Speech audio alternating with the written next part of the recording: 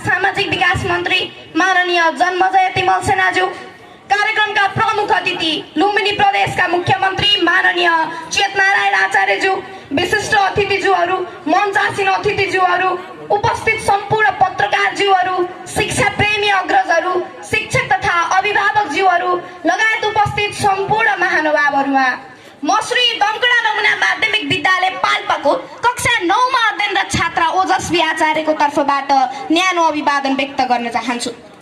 प्रसिद्ध राजनीतिज्ञ Nelson Mandela भन्नुहुन्छ, education is the most powerful weapon that you can use to change the world. नागरिक स्तरको परिवर्तनको, विकासको र समृद्धिको मात्र नभएर सिङ्गो देशको सबैभन्दा महत्त्वपूर्ण पक्ष शिक्षा हो। औपचारिक होस् वा अनौपचारिक, नियमित होस् वा अनियमित, शिक्षाले हाम्रो समाजलाई विकासको गतितर्फ लैजान उत्प्रेरित गरिरहेको हुन्छ। हामी सबैको सबैभन्दा ठूलो अपेक्षा समृद्धिको महत्त्वपूर्ण आयाम नै शिक्षा हो, जसले राज्यका विभिन्न निकायहरूलाई अगाडि बढाउन मद्दत गर्छ भन्ने मेरो बुझाइ छ। औपचारिक शिक्षाको ढाँचा, विधि, विकास र चरित्रको विषयमा पछिल्लो समयमा चर्चा गर्दै गरौँला। आज यो महत्त्वपूर्ण कार्यक्रमको आयोजना गरी साक्षर लुम्बिनी प्रदेश घोषणा समारोहको साक्षी बन्ने अवसर प्रदान गर्नुभएकोमा म हार्दिक धन्यवाद व्यक्त गर्न चाहन्छु।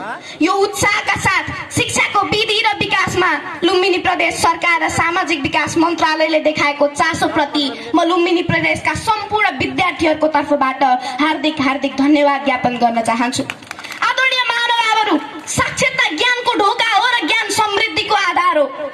आज हामी सबैले खोजेको यो लक्ष्य पूरा भएको छ। आज लुम्बिनी प्रदेशका 12 वटै जिल्ला पूर्ण साक्षर जिल्ला घोषणा भइसकेका छन्। नेपालको संविधान 2072 ले शिक्षालाई नागरिकको मौलिक हकको रूपमा सुनिश्चित गरेको छ।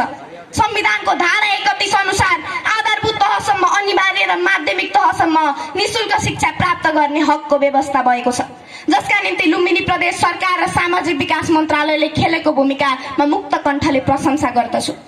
आजको आधुनिक युगमा पढ्न र लेख्न जान्ने मात्र होइन, सामाजिक सञ्जाल र इन्टरनेटको सुरक्षित प्रयोग गर्न सक्ने, आम्दानी, खर्च, बचत र ऋणको हिसाब किताब बुझ्ने, स्वास्थ्य, सरसफाइ र पोषण सम्बन्धी जानकारी भएको, सही र गलत सूचना छुट्याउन सक्ने, संविधान, अधिकार, हित र रक्षालाई आत्मसात गर्नेलाई साक्षर ठान्नु पर्दछ।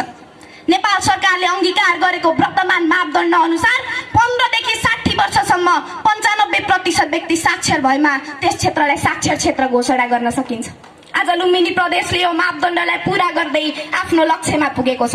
यो लक्ष्यमा पुग्न दिलो ज्यान दिनुहुने लुम्बिनी प्रदेशका मुख्यमन्त्रीज्यू, सामाजिक विकास मन्त्रीज्यू, सचिवज्यूहरू, यहाँहरूको यो सिङ्गो टिम, 6 वटा शिक्षा विकास तथा समन्वय इकाइ,